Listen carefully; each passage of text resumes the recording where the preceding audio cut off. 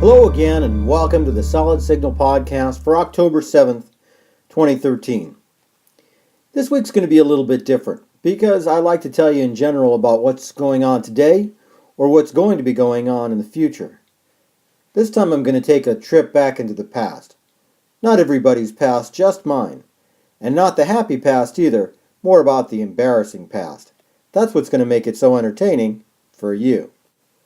Now honestly, when it comes to being a good technician or even a good repair person, nobody's born that way. Everybody has to make mistakes first before they learn. And I'm certainly no different. I'm going to tell you about 3 mistakes that I made in the past and how one of them came back to bite me in the present. First things first. A while back, about a decade back, well, maybe a little more, I decided that I need a little more lighting in the garage. Thought I'd put up a light fixture. Got a nice one at my local home improvement store and decided to put it up right over my workbench, right where I needed it. Oh sure, I anchored it nicely and it wasn't going to fall down, that sort of thing. Of course, it's a fluorescent light fixture in a garage where broken glass from a broken bulb could be a problem, but I did actually manage to avoid that, at least so far. What I didn't think of way back then was that it wasn't really designed to be supported by its own power cord. In order to keep the fixture steady, I strung the power cord tightly from beam to beam to steady it. Well, that worked for a while, and honestly, I don't think that there would have been any problem with it, except for one day in a wild fit of cleaning, I swung my hand across it and boom, ripped the power cord right out. Repairable? Yes. Did I survive? Yes. Am I tired of asking questions and then answering myself? Yes. Not the point. The point here is that I should have left some slack. I should never have asked the electrical cord to support the entire light. And there's your lesson. No matter what you're wiring is not intended to be a support structure. Always put up appropriate supports and don't ask any sort of wiring to support what you're doing. Flash forward about a year later and I was replacing an outlet in my bathroom. That's right, this is going to be the kind of podcast where we talk about my bathroom. Hope that's okay with all of you. Well, to be safe, I did cut the breaker to the whole bathroom, which meant the entire bedroom that it was attached to, and I thought I was doing pretty well there. I really did. What I really didn't realize at that time was there are a lot of pass-through wires going through my house that were attached to different breakers. So, when I went to change that outlet, I created a power surge, and that power surge fried my DirecTV receiver, which was plugged in but not even turned on in the other room. Well, hey, my fault, and well, back then you actually had to go buy those things down at a local electronics store that's since gone out of business. I learned my lesson and it cost me. If you're going to be doing electrical work, always make sure that everything is unplugged that could possibly be unplugged, because you really don't know what's going on when you're looking behind those walls unless you personally put in the wires. Things are always a lot more complex than you seem. While we're talking about it, I should mention that electricity really should be respected. Electricity can kill you. Even a little bit of electricity can mess you up pretty good. So be careful, because next time it might just be you that gets fried, not your DirecTV receiver. Now on to the one that really came back to bite me this last couple of weeks.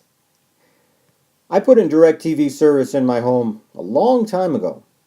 Honestly, I wasn't one of the very first people, but I was a pretty early adopter. It was way back when you had to do a lot of the work yourself, whether or not you were a technician. And back then, satellite was new enough that people didn't really understand the difference between the kind of wiring you needed for cable TV or antenna and the kind you needed for satellite. I'm saying this, of course, because I'm about to tell you about a bonehead move that I made that came back to hurt me many, many years later. See, living out near our West Coast Operations Center, I don't think about moisture very much. Hardly ever rains out here. And I certainly didn't think about it when I was running cable from one end of the house where the dish was to the other end of the house where one of the receivers was. And, well, I'll be honest with you folks, I don't even really remember doing this, but that said, must have been done. It seems I ran a little bit short of cable, and so what I did was a relatively standard accepted procedure of adding a splice. In other words, I put an end on the cable, I put one of those little barrel connectors on, and then I put another end on the next piece of cable and kept on moving. I put this in the attic, surrounded by a lot of insulation, in an eave that doesn't get wet, that was roofed over, that everything was fine, and shouldn't have had to think about moisture, or should I have? Well, my friends, this past week I dealt with some long-standing DirecTV issues in my home. You know what they say about how the shoemaker's kids have no shoes. Well, sometimes I spend a lot of time fixing other people's problems and not necessarily get to the ones in my own home. See, it took a good long time restringing wires and checking everything to try to find out what this long-standing problem was.